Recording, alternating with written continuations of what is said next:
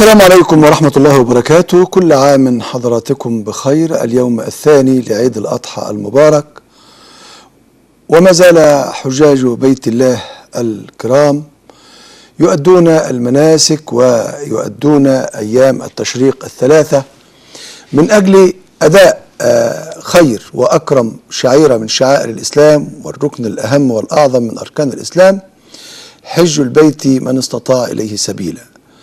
نسأل الحق سبحانه وتعالى أن يتقبل منهم هذا المسعى وهذا الحج الأعظم، وأن يعودوا إلى أوطانهم سالمين غانمين بإذن الله. نسأل الله سبحانه وتعالى في هذه الأيام المباركة بأن يلهم المصريين التوحد والانطلاق، وأن تأخذ مصر مكانتها التي تستحقها بين الأمم. يعني بالأمس منتخبنا القومي زعلنا كلنا، لكن هذه هي كرة القدم، يوم لك ويوم عليك. كم أسعدتنا كرة القدم وكم أسعدنا هؤلاء، فيجب أيضا ألا نتجنى عليهم بهذا الشكل، بل نبحث الأسباب التي أدت إلى ذلك. النهاردة في دلتا مصر في كثير من الفقرات مع حضراتكم، مجموعة تقرير، وفي لقاء مسجل مع الأستاذة فاطمة الدمرداش وكيل وزارة الإعلام لإقليم وشرق وسط وشرق الدلتا. بنتكلم مع حضرتها فيها عن أنشطة مركز إعلام طنطا والمنوفية خلال هذه المرحلة والمرحلة القادمة، تحديدا في احتفالات أكتوبر والذكرى الأربعين الغالية علينا جميعا. وأيضا بتكلمنا عن تحليل لشخصيات رؤساء مصر من جمال عبد الناصر حتى الرئيس المعزول وحتى الرئيس الحالي المستشار عدلي منصور. بتتكلمنا عن لغة الجسد وتعبير هؤلاء، كل لغة الجسد عن شخصية كل رئيس. لكن بعد فاصل قصير سنبدأ مع حضراتكم المجموعة من التقارير الموجودة معانا، وبعد كده نقدم لكم التقرير المسجل أو اللقاء المسجل اللي كان لي الشرف إن أنا أجريته مع الأستاذة فاطمة الدمرداش بعد هذا الفاصل.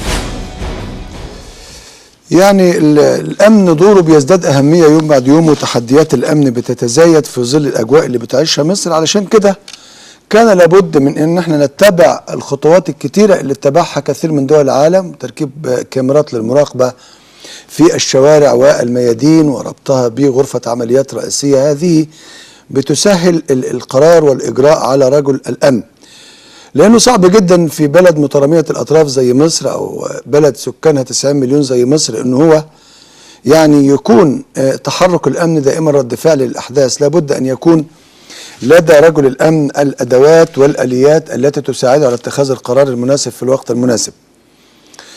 علشان كده في دمياط بدأوا في تركيب كاميرات مراقبة في بعض الميادين والشوارع لمساعدة رجال الأمن على السيطرة وعلى سرعة اتخاذ القرار والتعامل مع المستجدات. اللواء أبو بكر الحديدي مدير أمن دمياط في هذا التصريح يوضح أبعاد هذا الأمر. أيضا نوضح لحضراتكم بأن الخط الساخن لمحافظة دمياط لمن يريد أن يتناول هذا الأمر، تحديدا أهالينا في دمياط، هو 23 22 100 23 22 100. مزيد من التفاصيل في تصريح اللواء أبو بكر الحديدي مدير أمن دمياط، نتابع.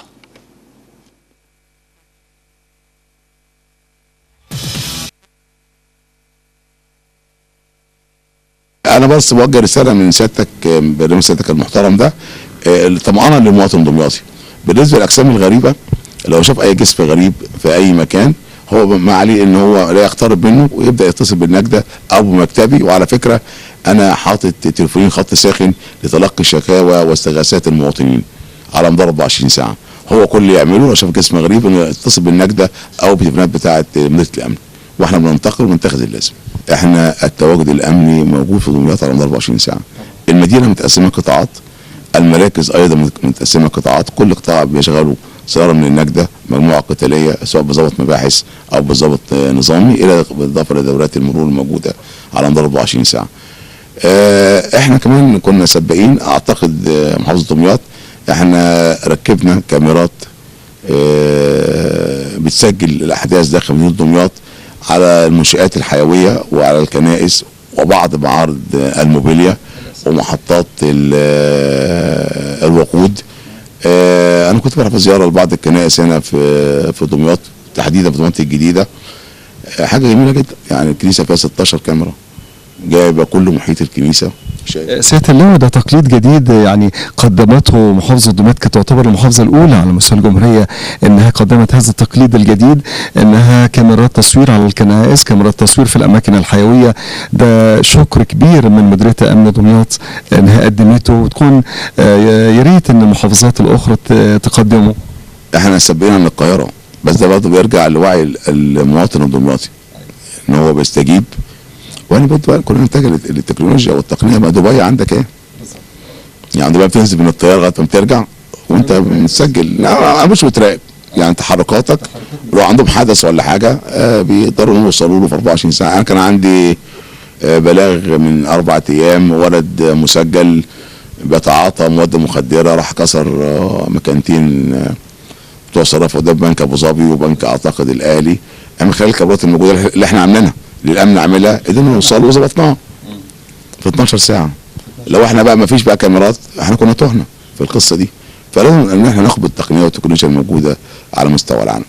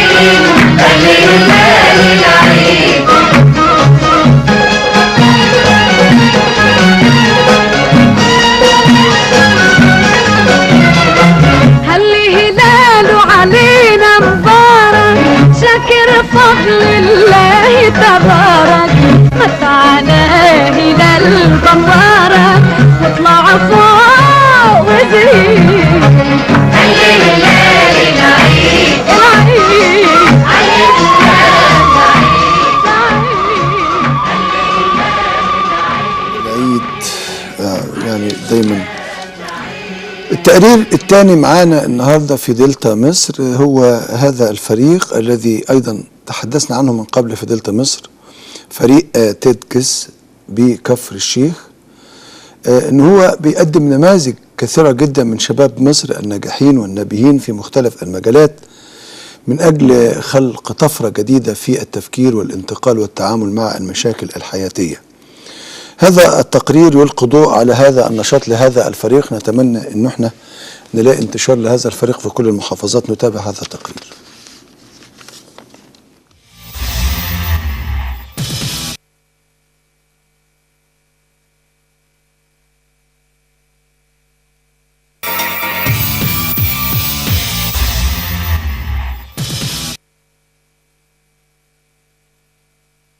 عقدت تيدكس كفر الشيخ المؤتمر الرابع تحت عنوان الطفرة، والذي يعد نقلة نوعية لمؤتمرات تيدكس كفر الشيخ. لقد قرر الفريق أن تكون بداية الطفرة من عنده، ليصبح الفريق هو المنبر الذي سينشر الطفرة في المجتمع بجميع مجالاته وأعماره واهتماماته، وبشكل خاص الإبداعات التي حققت الطفرة النوعية التي طرأت على الحياة الإنسانية. حبينا نحط حاجة جديدة بالنسبة للإيفنتات اللي احنا المؤتمرات اللي احنا بنعملها، وتكون بتلمس الواقع بتاع مصر، ونحن عايزين نخرج من السيتويشنز اللي احنا فيها والمواقف اللي احنا فيها بطفرة عن طريق قصص نجاح ناس حصل لها طفرة في حياتها، وده كان واضح جدا بالنسبه للمتحدثين اللي احنا جبناهم معانا. ويسعى الفريق خلال المؤتمر الى تسليط الضوء على الطفره النوعيه في الفكر، والتي تحتم علينا الانتقال من الطرق التقليديه في الفكر الى الفكر القائم على اسس علميه لخلق طفره ينتج عنها انسان متعدد المهارات وقادر على التعلم الدائم. عملت حاجه غريبه، فكر جديد باسلوب معماري قديم بس لعصرنا ده. يعني مثلا لو جبنا الهرم باسلوب بسيط جدا، لو جبنا الفراعنه دلوقتي فكروا النهارده هيجيبوا الهرم هيعملوا بيه ايه؟ مش هيبنوه بالحجر، هيبنوه بالماتيريالز بتاعت النهارده، بفكر النهارده، باسلوب النهارده، يوصلوا بيه رساله للناس عقولها النهارده. فده اللي انا كنت حاول بعمله، ان انا جبت الدوشه والحاجات الغريبه والزخم اللي احنا فيه مع الافكار، مع الحاجات الغريبه اللي كنت بمر بيها خلال المشروع، سواء من ثوره، سواء من قلق، سواء من مشاكل، سواء من مشروع. كل ده كله اوظفه في الاول وفي الاخر في المشروع عندي. في الاخر طلع مشروع في الاخر حاجه غريبه وبتاع، بس كان بيزكس الاساسيه الهندسيه كنت مقفلها صح. بس في الاخر الحاجات دي مش بتلاقي استحسان من اغلب الناس. يعني في حاجات ناس بيبقى الدكاتره مثلا فكرها تقليدي، انا نفسي اعمل 1 2 3 4 5، عاوز اشوفه في مشروع تخرج اي طالب. انا ما كانش ده اتجاهي، بس انا قفلت له البوينتس الهندسيه المعماريه صح، بحيث ان هي تبقى قابله للتنفيذ، ان احنا حكم ما بيني وما بين اي حد في الاخر ان الماتيريال والانشاء والعماره نفسها تكون قابله للتنفيذ. فانا حققت البيزكس الاساسيه، سواء النهارده ممكن مش مناسبه لمجتمعنا ده، ممكن تنفذ في دول ثانيه، بس الفكره ان انا عملت فكر يغير من الناس، يغير من طريقه، اسلوب جديد مختلف. هو ده كان طموحي في الفكره دي.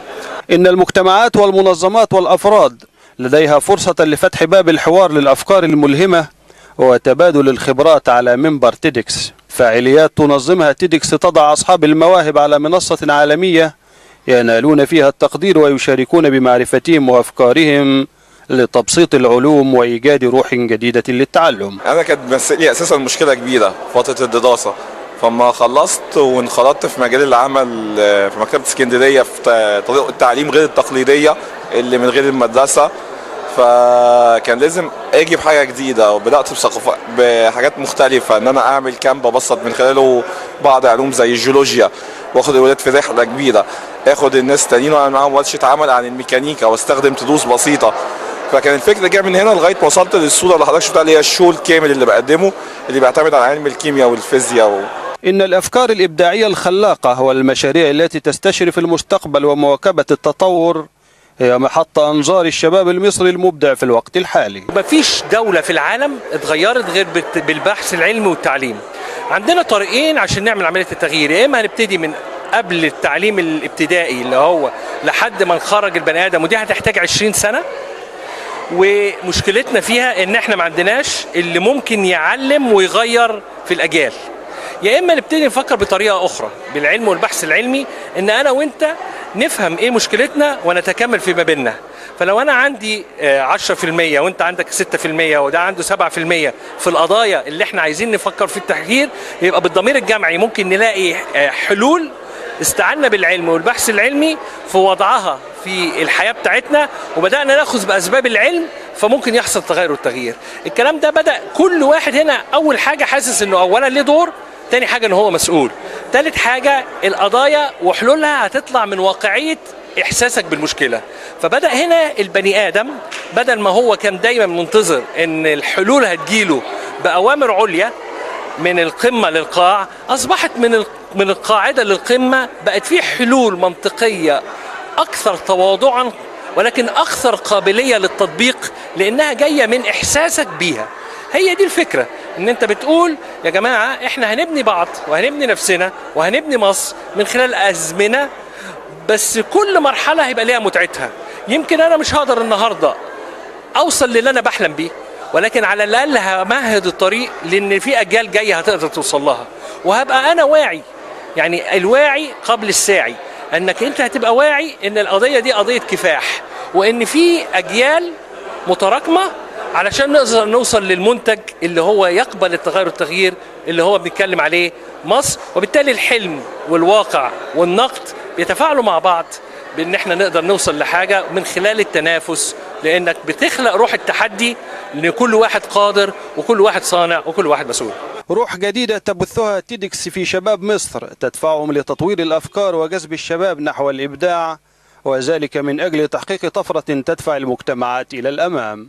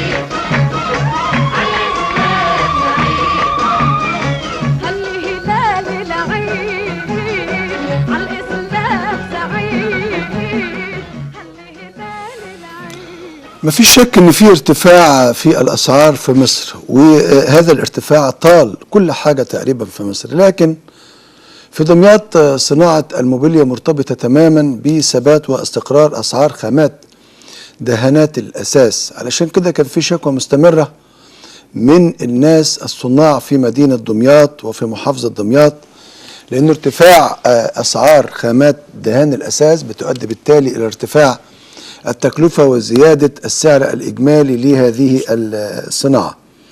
عشان كده وزارة الإنتاج الحربي استجابت لتلك الشكاوى ووفرت 16 منفذ لبيع خامات دهان الأساس في دمياط من أجل حل هذه المشكلة. نتابع هذا التقرير عن حل تلك المشكلة.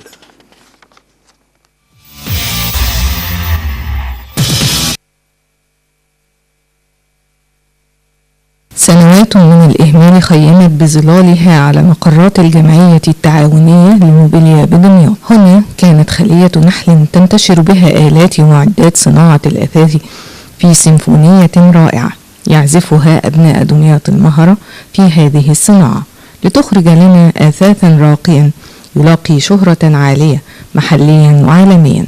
والآن تحولت تلك المقرات إلى أماكن خاوية تتناثر بها بقايا الآلات والأخشاب، مما جعلها عرضة للبلطجة من ضعاف النفوس الذين أرادوا الاستيلاء عليها. ومن هنا كان التفكير لإعادة استخدام تلك المقرات ولو بشكل جزئي من قبل نقابة صناعة الأثاث بدمياط، ذلك من خلال افتتاح 16 منفذا لبيع خامات دهان الأثاث بالتعاون مع وزارة الإنتاج الحربي، بعد أن ارتفعت حدة الشكوى من ارتفاع أسعار تلك المواد يوما بعد يوم، مما يهدد هذه الصناعة بالركود ويشرد مئات العاملين في هذا المجال. أول ما ابتدينا في النقابة، ومن ضمن مشاكل العمال اللي احنا كنا بنشوفها اللي هي عمال الدهانات، كان في مشاكل كتير بتقابل العمال، ان كل يوم يعني بمعدل كل اسبوع ممكن تروح تشتري النهارده ده ب10، تروح تاني يوم تشتريه يقول لك بقى ب11.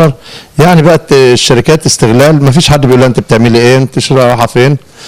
فكان لقائنا مع اللي هو محمد علي فليفي اللي كان محافظ دمياط، فشرحنا له الوضع، وكانت عمال الدهانات كانت عملت مظاهره كمان قدام المحافظه، فكنقابه اجتمع بنا وقلنا له الحل الوحيد عندنا ان احنا الانتاج الحربي، ان شركه هيلوبلس للصناعات الكيماويه انها تقدر تعمل لنا الحاجات دي. فعلى طول اتصل بالفريق رضا حافظ وزير الانتاج الحربي وحدد ميعاد معاه، ورحنا له وجاب لنا رؤساء القطاعات وجاب لنا المهندس عبد الفتاح قط. فكان قدامنا الجمعيه التعاونيه دي كانت اعظم جمعيه تعاونيه لانتاج الموبيليا بمحافظه دمياط. يعني يكفي انها كانت تضم اكتر من، مش عايز اقول لك 2000 ولا 2500 عامل يعني، وكان فيها ورش وكان فيها حاجات جملاء كالدهانات، جميع انواع الدهانات كانت بتبقى فيها، وكانت بتصرف على البطاقه، وكان الخشب بيصرف على البطاقه منها، وكان فيها ناس اصحاب ورش فاتحين فيها. يعني كانت اي حد عايز شغل كان بيجي على الجمعيه التعاونيه. يعني يكفي ان الجمعيه التعاونيه دي من اسباب سداد ديون مصر في السد العالي.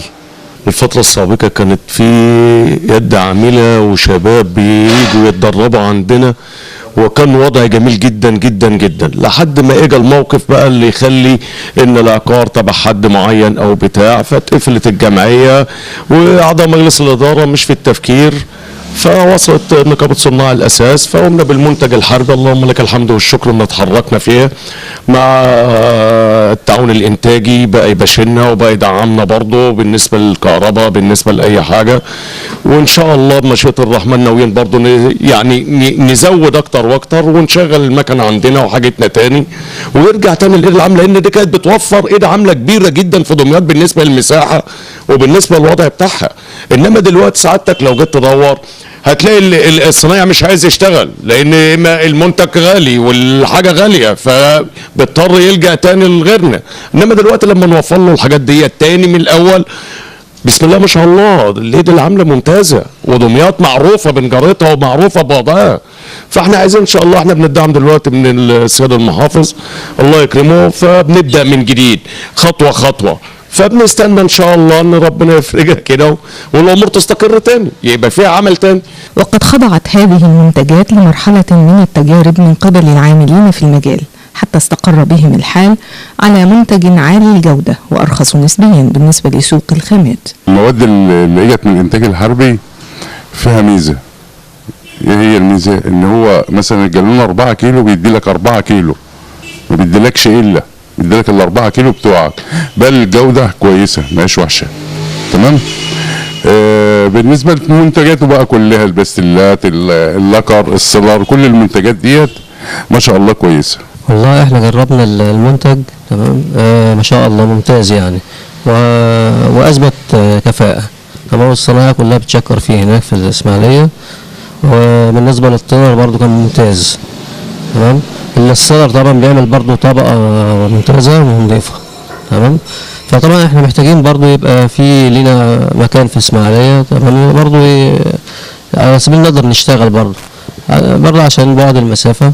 تمام، ما يبقى موجود مثلا يجي لنا مثلا المنتج ده لغاية اسماعيلية، تبقى العملية برضو قريبة. تمام، وتريحنا شوية برضو من السفر. كم من موارد متاحة لهذا الشعب لا يحسن استغلالها، وكم من عقول مصرية مخلصة تسعى إلى ما فيه خير البلاد. متى يتاح للمخلصين من أبناء هذا الوطن استغلال هذه الموارد للنهوض بمصر ووضعها على مكانة تستحقها؟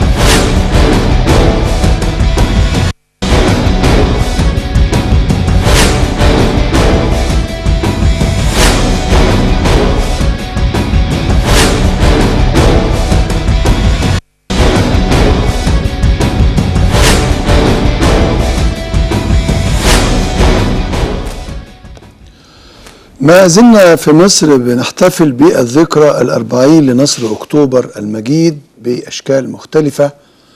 علشان كده نادي طنطا الرياضي في محافظة الغربية احتفل بهذه المناسبة، دعا فيها اللواء محمد نعيم محافظ الغربية، وهو أيضا من القيادات اللي شاركوا في هذه المعركة أيام كان ضابطا صغيرا، وهو الآن لواء دكتور ودرس الاستراتيجية العسكرية. نتابع هذا التقرير حيث حضر أيضا هذا الاحتفال حشد كبير من أهالي طنطا الذين يحتفلون بالذكرى 40 لنصر أكتوبر المجيد. نتابع.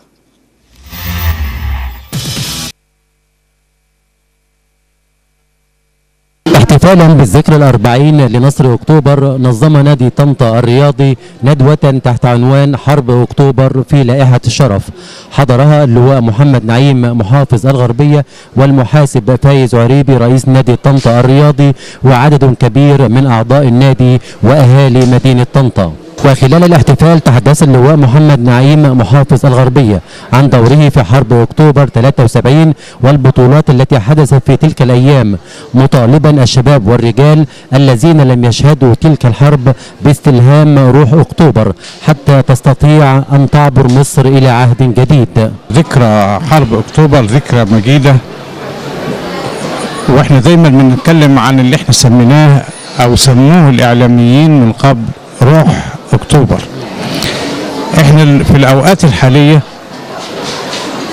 واللي بيحصل في البلد احنا محتاجين لروح أكتوبر. هي بدأت من يوم 30 يونيو، روح أكتوبر بدأت، فاحنا عايزين نطبقها في جميع مناحي الحياة الاقتصادية والأمنية والسياسية والعسكرية والاجتماعية، وكل هذه المجالات عايزين نطبق روح أكتوبر فيها، وهي التخطيط السليم ثم التنفيذ ثم المتابعة. بهذه الروح وبهذه الكيفية وبهذا الأسلوب يمكننا أن نحقق زي ما قال الفريق أول عبد الفتاح السيسي، تبقى مصر فعلا أم الدنيا. ماذا تقول عن حرب أكتوبر لمن لم يحضر ولم يشاهد أعمال هذه الحرب؟ هقول له اقرأ في بعض الكتب ظهرت عن حرب أكتوبر، واحضر المحاضرات اللي بتتقال دلوقتي. يعني في محاضرات كتيرة بتتقال زي محاضرة النهاردة، السيد المحافظ الحقيقة غطاها تغطية جميلة جدا بوثائق على البروجيكتور للي عايز يشوف ويقتنع باللي حصل فعلا في حرب أكتوبر. فاللي عايز يعرف عن حرب أكتوبر يقرأ عنها. وبهذه المناسبة أنا رسالة الدكتوراه الثانية بتاعتي بتتكلم عن أنور السادات وقراراته السياسية الكبرى، ومن ضمن القرارات السياسية اللي تعرضت لها بالتفصيل حرب أكتوبر. فممكن يرجع لكتابي عن أو بعنوان الديمقراطية والقرار السياسي بين عبد الناصر والسادات، هيقرأ عن حرب أكتوبر إزاي صدر القرار، وفيها صورة عن القرار بتاع حرب أكتوبر بخط يد السادات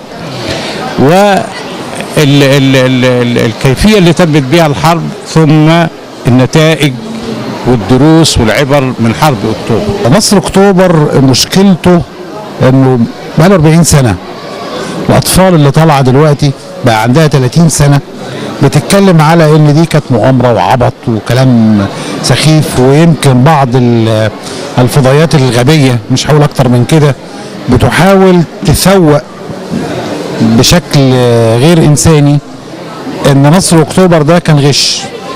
انا عايز اذكرهم بحاجة واحدة بس، ان نصر اكتوبر ده جاء لينهي كلمة اسرائيل الكبرى، ودي مهمة جدا، لينهي ان اسرائيل لديها الجيش الاقوى في العالم. هذا غير صحيح في الوقت الحالي. نذكر اليوم ان جيش مصر في 67 تغير تماما في 73. في 30 يونيو 2013 اصبح جيش مش جيش مصر، هو جيش الامه العربيه اللي بيحافظ على تراب مصر وهويه مصر، ودي مهمه جدا. ويمكن النهارده بنذكر شيء هام جدا، ان الشعب عايز يعرف الحقيقه، عايز يعرف معنى اكتوبر ومعنى 30 يونيو.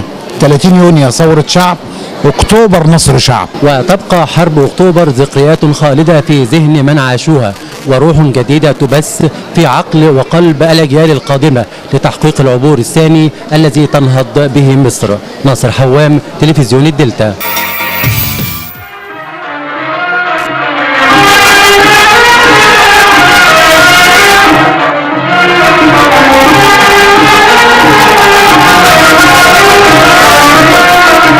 وجد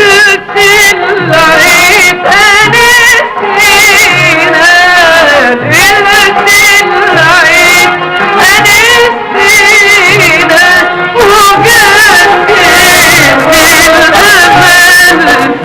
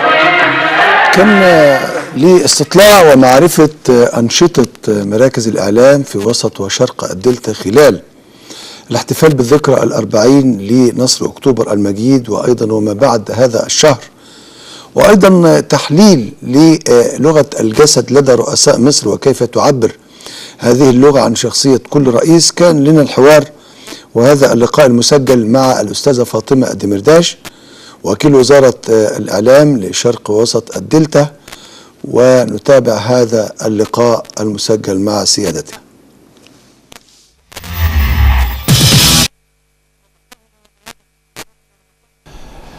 أحييكم في مستهل هذه الحلقة الجديدة من برنامج دلتا مصر. كل عام وأنتم بخير، نعيش هذه الأيام المباركة في عيد الأضحى المبارك. كل عام أنتم بخير ومصر بخير وسلام.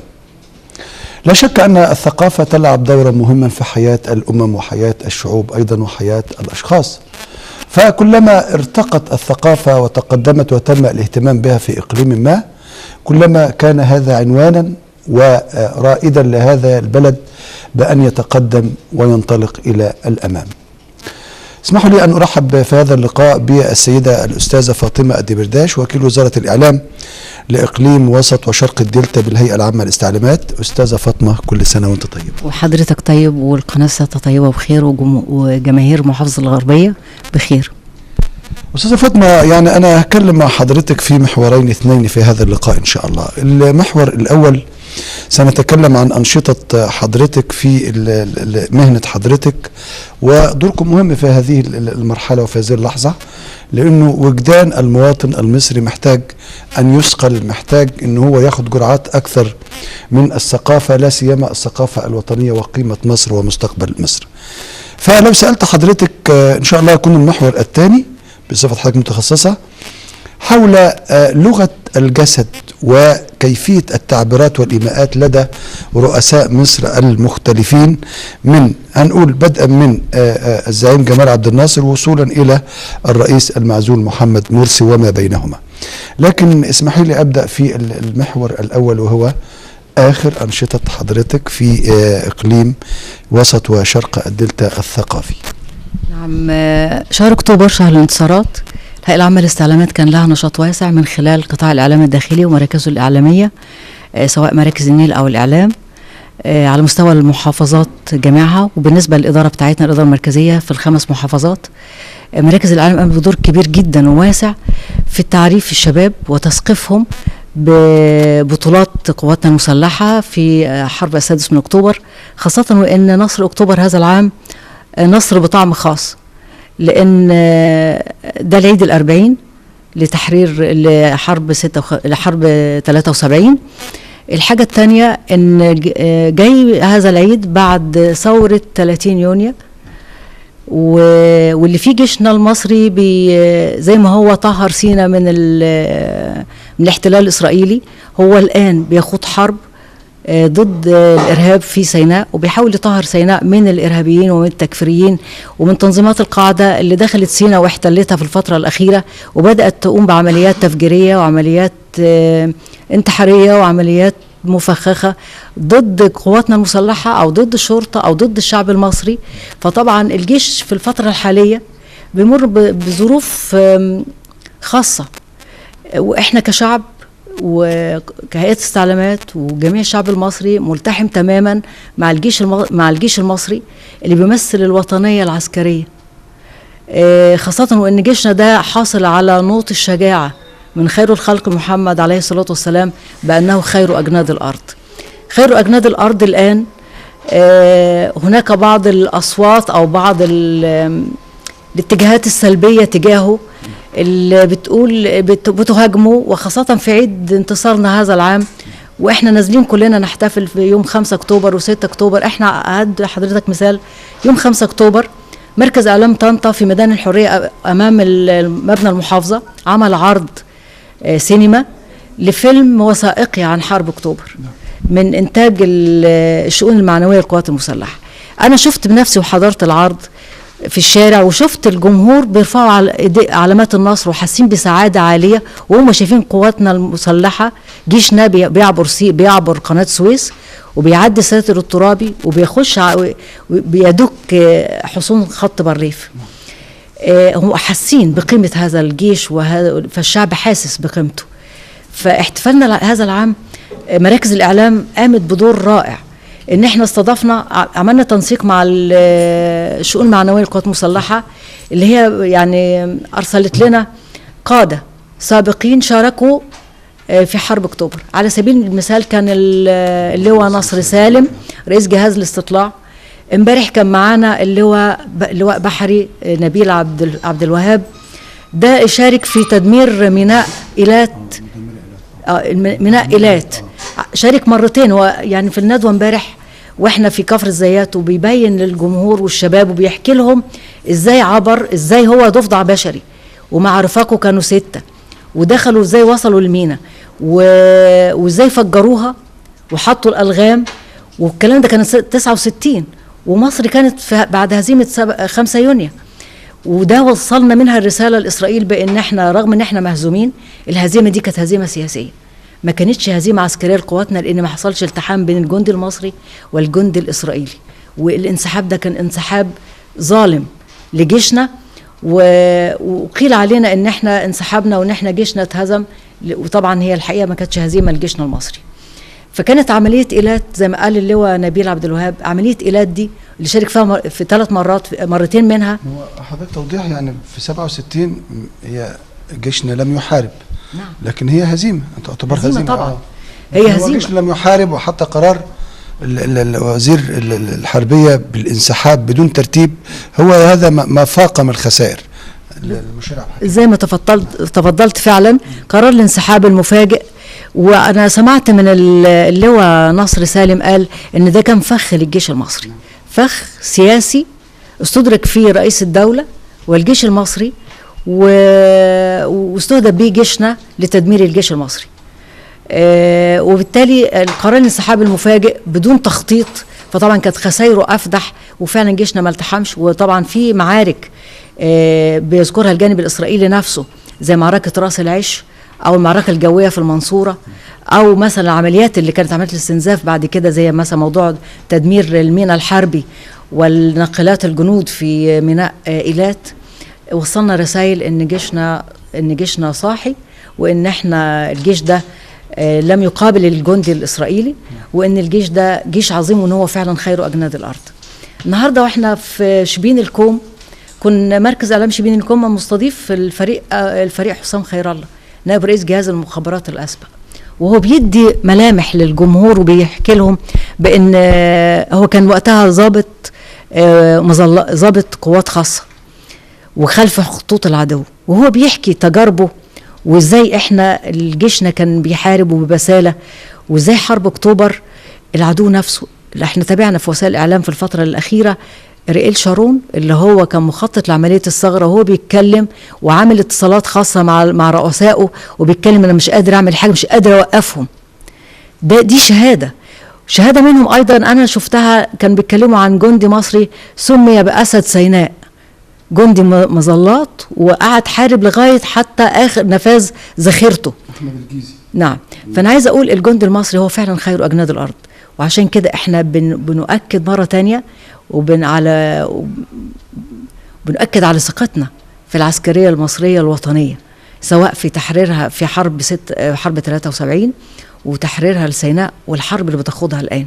مش كده وبس، العسكريه المصريه وقفت جنب الشعب المصري في ثورة 25 يناير عشان تنفذ إرادة الشعب المصري ضد نظام فاسد رفضوا الشعب وطلع ضده وطلب بالتغيير.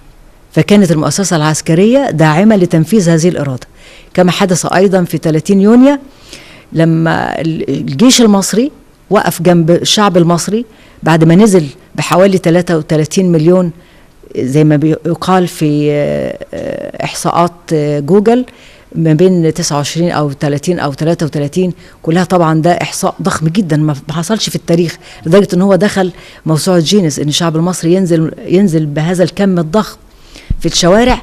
وده اللي خلى العالم كله ما صدقش. بقى الشعب المصري الجديد في عملية الديمقراطية يريد التغيير بأسلوب جديد ليس من خلال صندوق الانتخاب، وينزل بهذا الكم علشان يطلب التغيير، وما كانش مستوعب الدرس، لان ده كان غير مش هو ده الموجود في الكتب وفي النظم الديمقراطيه في اساليب التغيير للنظم. فعلشان كده احنا استوعب العالم هذا التغيير، بس بشكل خد وقت طويل شويه بعد الدبلوماسيه الشعبيه ووسائل الاعلام والخارجيه وهيئه الاستعلامات وغيرها، لما بقينا نوضح الصوره الحقيقيه وبقى العالم يجي يزورنا ويشوف فعلا ان الشعب المصري ده شعب مبدع وشعب مختلف، شعب صاحب حضاره، شباب فتي عبقري مختلف عن كل شعوب العالم. نعم. استاذة فاطمة، يعني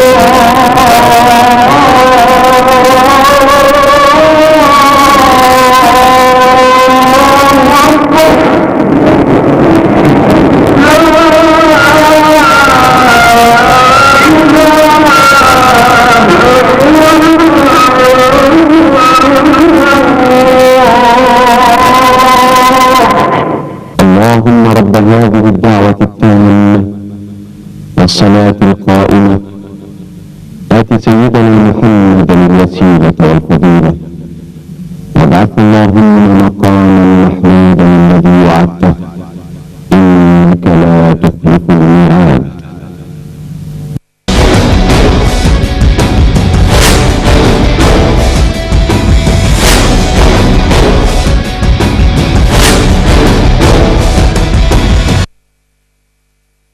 لاحتفالات نقدر نقول ذكرى جميلة علينا كلنا، وهي مرور 40 سنة على انتصار 6 أكتوبر 73 العاشر من رمضان. اسمحوا لي بعد الفاصل أتواصل مع حضراتكم، ومحور آخر مهم أيضا هنناقشه مع ضيفتي الكريمة الأستاذة فاطمة الدمرداش، وكيل وزارة الإعلام لإقليم وسط وشرق الدلتا بالهيئة العامة للاستعلامات.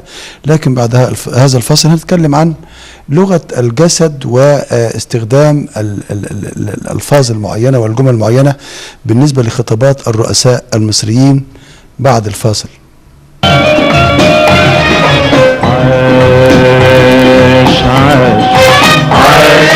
عاش اللي قال، عاش اللي قال الكلمة بحكمة بالوقت المناسب.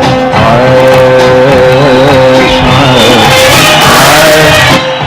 اللي قال، عاش اللي قال لازم نرجع أرضنا من كل غاصب.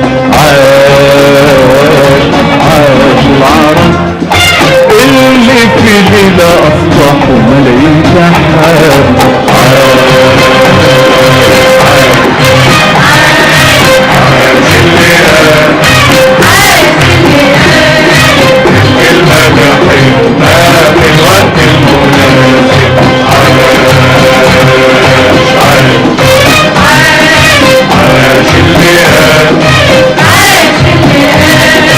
لازم نرجع أرضنا من كل غاصب.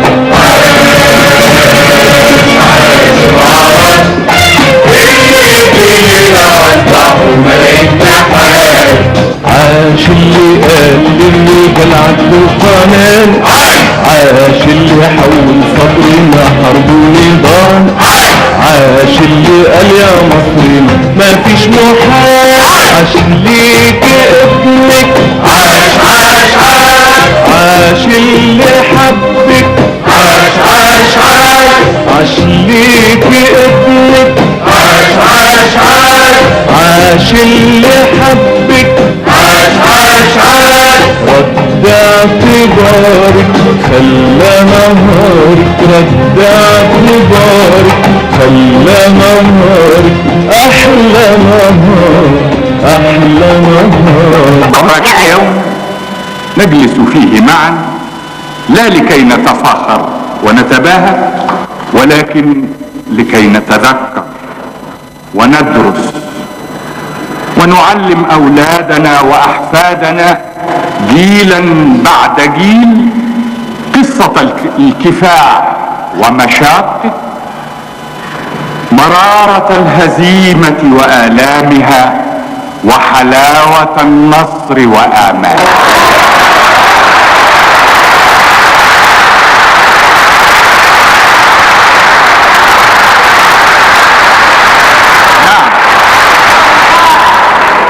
نعم، سوف يجيء يوم نجلس فيه لنقص ونروي ماذا فعل كل منا في موقعه، وكيف حمل كل منا أمانته وأدى دوره، كيف خرج الأبطال من هذا الشعب وهذه الأمة في فترة حالكة ساد فيها الظلام ليحملوا مشاعل النور وليضيئوا الطريق حتى تستطيع أمتهم أن تعبر الجسر ما بين اليأس والرجاء. أهلا بحضراتكم من جديد. نتواصل في هذه الحلقة من دلتا مصر اليوم الأربعاء، وما زلنا مع ضيفتنا الكريمة الأستاذة فاطمة الدمرداش، وكيل وزارة الإعلام لإقليم وسط وشرق الدلتا الثقافي بالهيئة العامة للاستعلامات.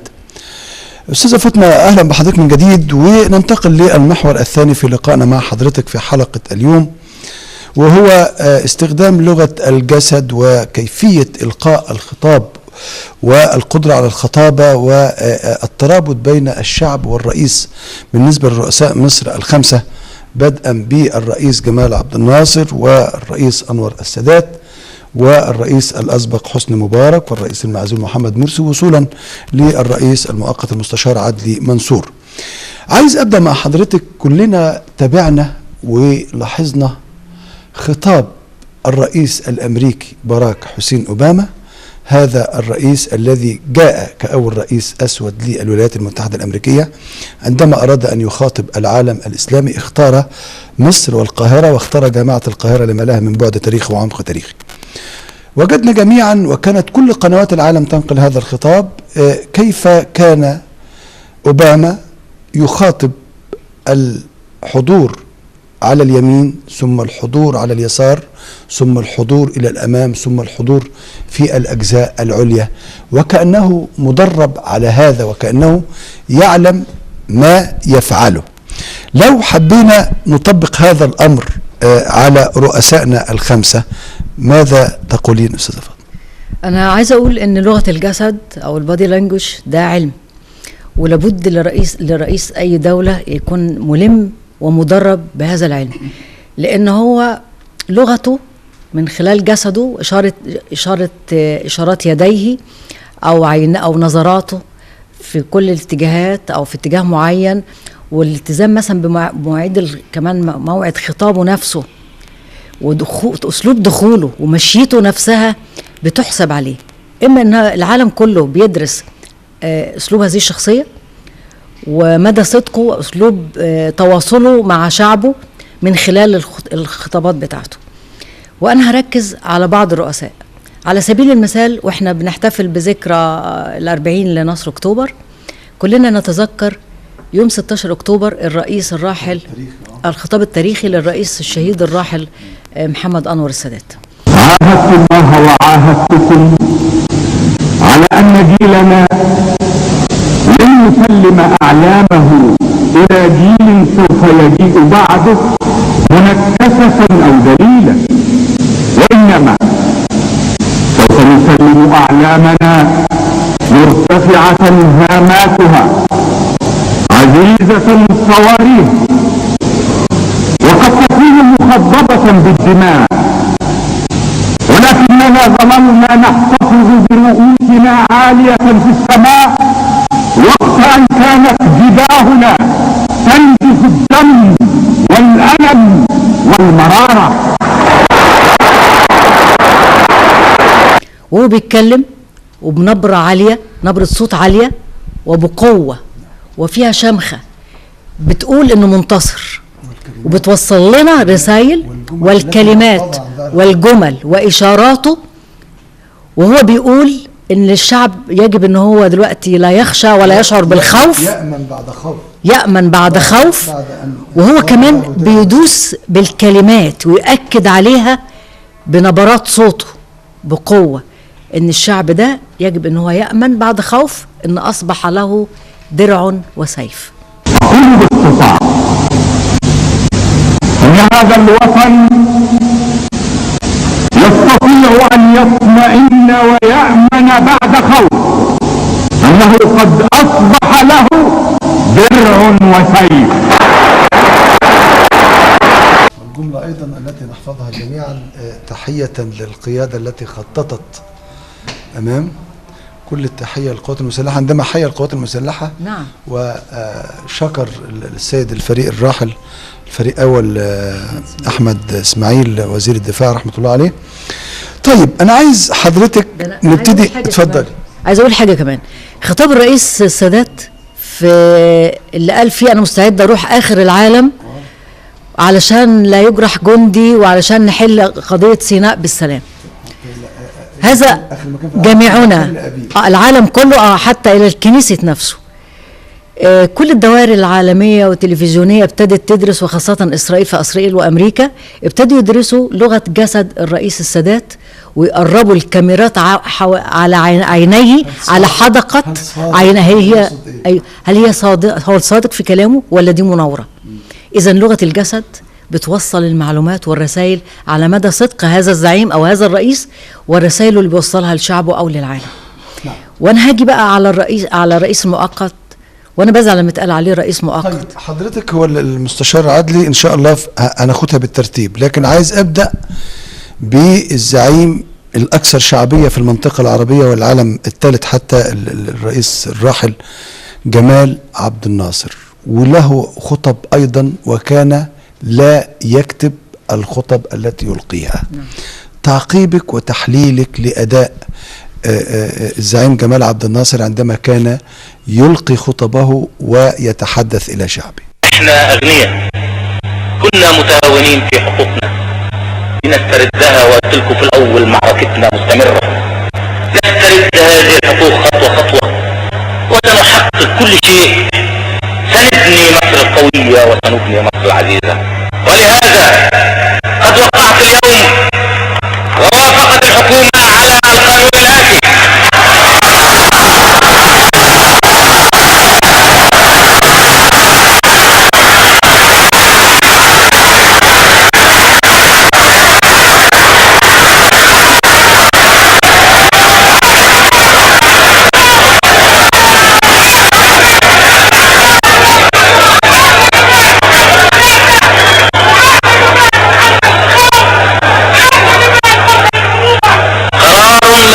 الجمهورية بتأميم الشركة العالمية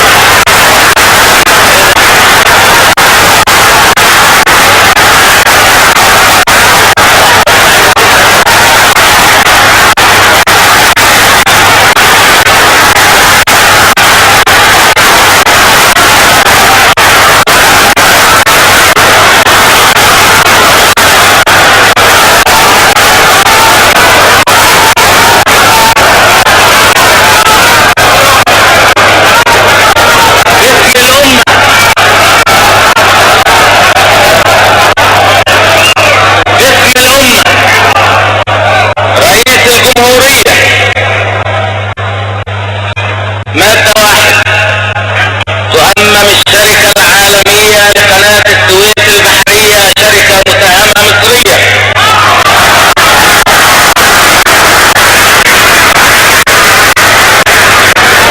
الرئيس الراحل جمال عبد الناصر كان له سمات شخصية خاصة، بداية من شكله الخارجي وطوله وعرضه وهبته بيبان ده زعيم، إضافة إن هو قائد له رؤية وله أفكار وله يعني أفكار عايز يطبقها على مصر وعلى الدول العربية.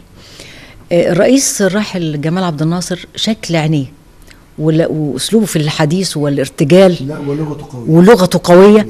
وهو لما كان بيتكلم كمان وجاب سيرة مرشد الإخوان، إن هو بيقول له إن الشعب إن إحنا عايزين الناس تلبس طرح وتطبق ده بشكل عام، وبكلم كلام كده، كلام بسيط من القلب للقلب بيوصل. وعادة الزعيم لما يتحدث بارتجال وبيبقى بتوصل رسالة من القلب للقلب. نعم. أكيد في أيضا خطابات شهيرة بالنسبة للزعيم جمال عبد الناصر. أبرز هذه الخطابات الشهيرة اللي احنا كلنا وقفنا عندها، حضرتك تفكرنا بإيه؟ أنا أفتكر خطابه في المنشية، في حادث المنشية، لما يعني في ظل هذه الظروف واحد بيتعرض لمحاولة وهذا الكلمات: ودمي فداء لكم وأنا أقف أمام، يعني وهو ثابت الجأش وقوي في مكانه، ما اتحركش وكمل خطابه عادي. يبين لك ان هو زعيم واثق من نفسه، واثق من شعبه، وان شعبه بيحبه، موجود في الشارع عادي، يعني كان راكن على حب الشعب له. وعادة الزعيم الصادق بيبقى قريب جدا من شعبه. هل وجدت هذا الصدق في خطاب التنحي للرئيس جمال عبد الناصر بعد كبوة 67؟ حقيقي خطاب الرئيس الراحل جمال عبد الناصر، ولا ما قال أنا بعفي نفسي أو هتنحى وهرجع لصفوف الشعب، أشارك في المواجهة الشعبية أو في مع الشعب كأي مواطن. خلى الشعب كله يطلع له يقول له انتظر وكمل واحنا معاك هنكمل وهنزيل هذا العدوان او اثر هذا العدوان. طبعا دي قوة من زعيم، اسلوبه في الخطاب، لغة جسده، نبرة صوته، حزنه، خلى واحنا عاطفيين، واحنا خاصة الرئيس جمال عبد الناصر زعيم مختلف، جاي بعد فترة ملكية، وكان طبعا وجاي بقى بآمال عريضة، جاي عمل لنا الإصلاح الزراعي، ففي حب جماهير جارف له. لما كانت كبوة 5 يونيو الشعب تقبل الهزيمة دي وقال له أنا مستعد أنا أقف جنبك بسبب هذا الخطاب. تمسكوا بيه بالظبط. نعم. العدوان. طيب اتكلمت حضرتك عن الخطابات التاريخية للزعيم أنور السادات تحديدا بعد نصر أكتوبر. طيب زعيم السادات أيضا سمعنا منه، فاكرة حضرتك الخطابات اللي كان بيقعد يتكلم فيها في مجلس الشعب لمدة 3 أو 4 ساعات بدون ورق، لكن كان بما انه في مجلس الشعب كان ينزل في مستوى حواره ويقترب من مستوى حواره من لغة ابن الشارع. تذكرون هذه الخطابات؟ أذكرها، وأذكر أكثر حواراته في ميت أبو الكوم لما كانت بتبقى معاها المذيعة همة مصطفى وهو قاعد على الأرض ببساطة وبيتكلم، يقول لها يا همة يا بنتي بالظبط، ويتكلم ببساطة. هو كان بسيط وكان شعبي، كان بيحب شعبه، وكان هو لو كان ربنا اداله العمر كان عنده آمال عريضة لهذا الشعب. في زمن قياسي مدة بسيطة جدا قعدها في الحكم، عمل إنجازات رائعة، بداية من الحرب، حرب 73 وثم اتفاقية سلام وتحرير سيناء ونفق الشهيد حمدي وكباري أكتوبر والمدن الجديدة. دي آمال عريضة في زمن قصير جدا في عمر الزمن، كلنا عشناها، ولو كان ربنا اداله العمر كان هنبقى مصر دي يعني في عهده حاجة تانية. نعم. طيب ننتقل إلى الرئيس الأسبق حسني مبارك، وهو كان بيحب أوي يتمسك بالخطابات المكتوبة.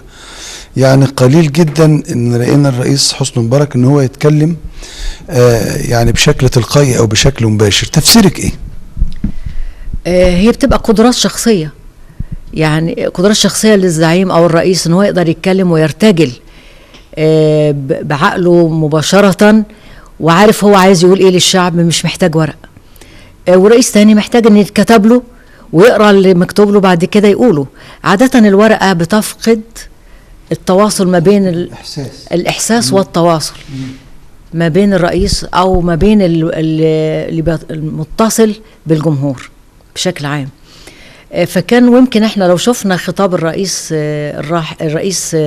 السابق او الاسبق حسني مبارك بعد ثورة 25 يناير اللي هو قبل الخطاب الاخير اللي هو يتنحى فيه، استخدم كلمات عاطفية، وان انا عايز اموت في مصر واندفن فيها.